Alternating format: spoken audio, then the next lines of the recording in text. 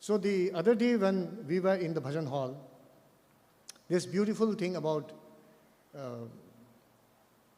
Patanjali Yoga Sutra, I must share this with you. Swami said, who knows Patanjali Yoga Sutra? Who does yogasan? So many hands went up. Swami ne kaha, only twisting the body is not yoga. That is only twisting. So then Swami said, yoga is, dexterity in action is yoga.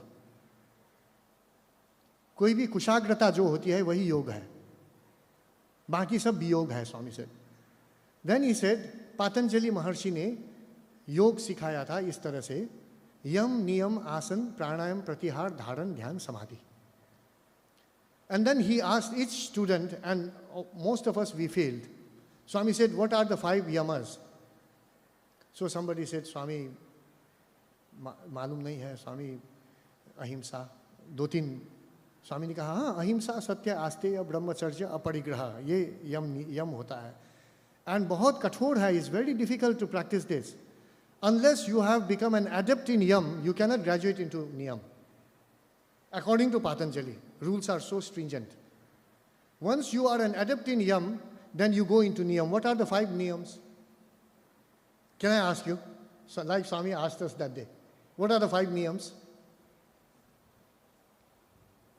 Please interact also with. What are the 5 niyams? Shaucha, Santosh, Tapa, Swadhyaya, Ishwar, Pranidhana, Swami said. Shaucha, Santosh, Tapa, Swadhyaya, Ishwar, Pranidhana. Shuchi, internal, external cleanliness. I don't have time to repeat all that. But Shaucha, Santosh, Tapa, Swadhyaya, Ishwar, Pranidhana. These are the 5 niyams. Then you graduate into asana. Now you can twist your body. And twisting the body is to perfect yourself physically. Asana. Then you go into pranayam. Now you start regulating the breath, because from the gross you go into the subtle. And then you start regulating the subtle breath, pancha prana. So that is pranayam. Prana sangyam is pranayam, Swami said. Then you get into pratyahara. Now the next stage of evolution is, now you can withdraw yourself from the world of sensory stimuli. You can withdraw yourself. So that is pratyahara. Swami said pratyahara is prati ahara. Alternative ahar, alternative food is pratyahara. So yes, you have to feed the senses things that are not external now anymore. You have to internalize everything. Dharana, contemplation. Dhyana, concentration.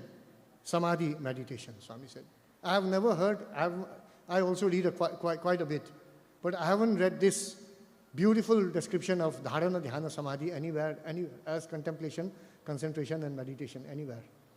And Swami has said this so many times as asti bhati priyam, and you know it very well. Now what happened that day was, Swami said, now let me tell you, I have made things very easy for you. Each one of you, if you sing a bhajan properly, you are a yogi. You have already passed through all these stages of evolution, yogic evolution, and reached the stage of samadhi. If bhajan doesn't confer samadhi to you, your singing is not bhajan singing at all, Swami said. Your bhajan is bhajan singing only if it confers that inner peace, inner tranquility to you. That's what Swami said. Then we asked Swami, Swami, how can we become yogis, Swami? कैसे योगी बन सकते हैं, Swami? Swami said, योगी बनना बहुत easy है, भोगी मत बनो, योगी बन जाओगे. और योगी बनने का ये तरीका है, वो भजन ठीक से गाओ, Swami said. And then he explained, when you sing that bhajan properly, in the span of just one bhajan, what happens to you? You are already cleansed, because you come with internal and external cleanliness. You come armed with the internal and external disciplines. बाहर और भीतर का जो discipline होती है, उसे practice करके ही तुम भजन में आओगे. भजन में कोई भी झगड़ा करने के लिए नहीं आते हैं. You come already with a mindset of a yogi. So Swami said, that is yam and niyam already practiced. Asan, because when you sit for bhajan, you have to sit with your spine straight. That is the best asan. The Sukha asan is the best asan. What facilitates the upper flow of your energy is the best asana, Swami said. So when you sit for bhajan, you never sit in a crooked position and sing bhajan, because you can't sing at all. So bhajan inspires you to sit straight. So bhajan inspires asana also in you. Then pranayam, singing is the best pranayam, he said. There cannot be a better regulation of breath than singing. Swami said, otherwise people who are asthmatic, who are phlegmatic, who cannot breathe, who have a problem with a respiratory system, even when they sing, they get well, Swami said. So breathing is the best pranayam, singing is the best pranayam. And that too, if it is devotional singing, is the best of pranayams. Pratyahara, when you are singing, you are concentrating wholly on the Lord. You have withdrawn yourself from the external world. If you haven't, then your bhajan is definitely will have a flaw in it, in its expression.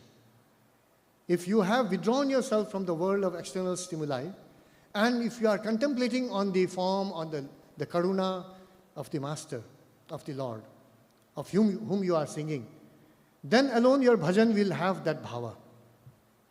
So Swami said, pratyahara is already practiced. Dharana, already you are doing dharana. You are the most, that is discrimination. Dhyana and samadhi.